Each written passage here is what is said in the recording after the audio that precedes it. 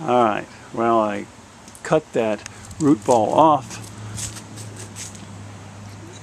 put it in this training pot, and this is how it came out.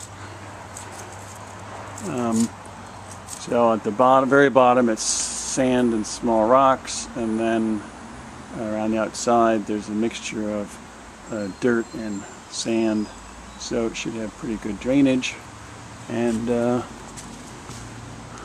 think it's actually sort of fun. I'm relatively happy with the way this one came out.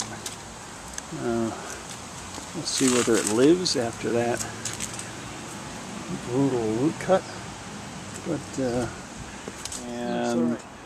I thought I would try one of these new varieties, these Cottoneaster. Remember, we got two of them. One the sort of larger one, and one the smaller one.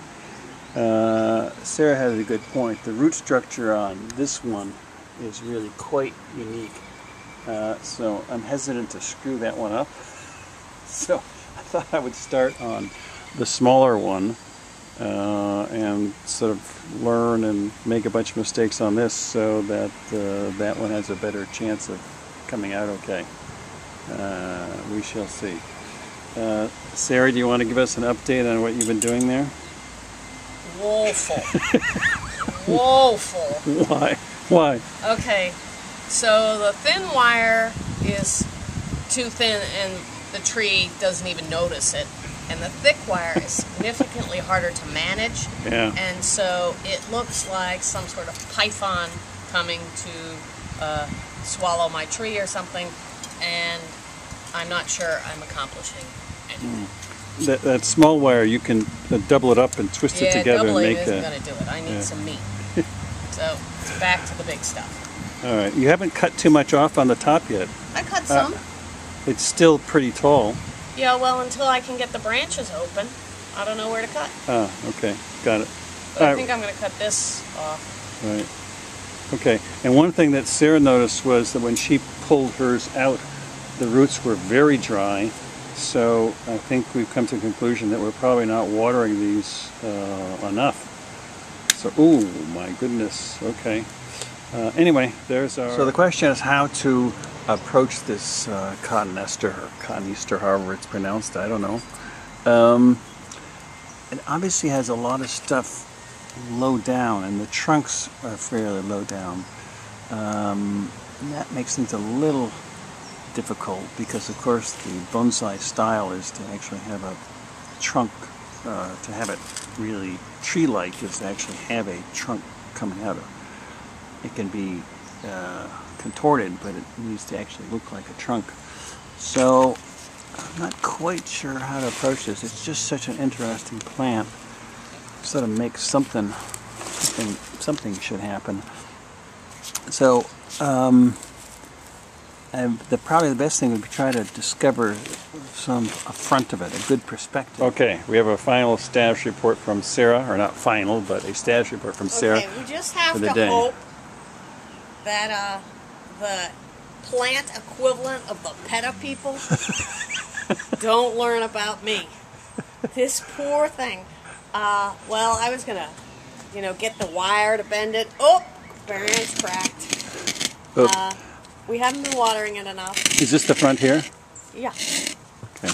And the wire, well, we'll put that in another little item that I'm not good at in life's, lottery. So, I'm not sure this plant will make it to July's video because it'll be dead, but I have done all I'm going to do until July. Well, I think the scale is better than it was. I mean, you have compacted it some more. I think you can compact it even further, but I think it's a lot better scale than it was before. So, good for that. So my status report, I've already told you about this guy. I'm relatively pleased with this guy. What I've been working on this morning is this guy. And it's actually come along okay, I think. Got a lot of the undergrowth out, and it looks pretty interesting. It's a very different set of rules. I've actually tried to leave the canopy because I think the canopy is about the right scale. So what I've done is I had to sort of just cut out all this stuff in here to try to open it up. I'll show you what the back looks like. Alright, so this is, you can see it's a little more open. I mean, it was very, very jammed up before. Here's the back, and obviously this is still not, this is not open enough. Neither is that, but the problem is I don't want to screw up the front, look in front. I so like the looks of that. Okay, so this is the cotton ester that I was just telling you about, and I'm ready to put it in the pot. Cut half off, and there seems to be one very strong root, big root here, so that's going to be very interesting. I'm a little worried about if you're cutting a very thick root, what's going to happen to the plant. Yeah, you can see. Oh yeah. Well, we'll see. Nothing to be done about it now. So what I have here is the training pot has this mixture of sand and pebbles and dirt from the garden in it, and I'm going to try to put this in, and I have my wires all ready. Okay, final report on the cotton ester. We've got it in its training bowl. It's actually wired in and back, which is kind of cool. We came up with a new technique for doing it, using chopsticks to make the holes to wire to, and it came out okay. So this is the front,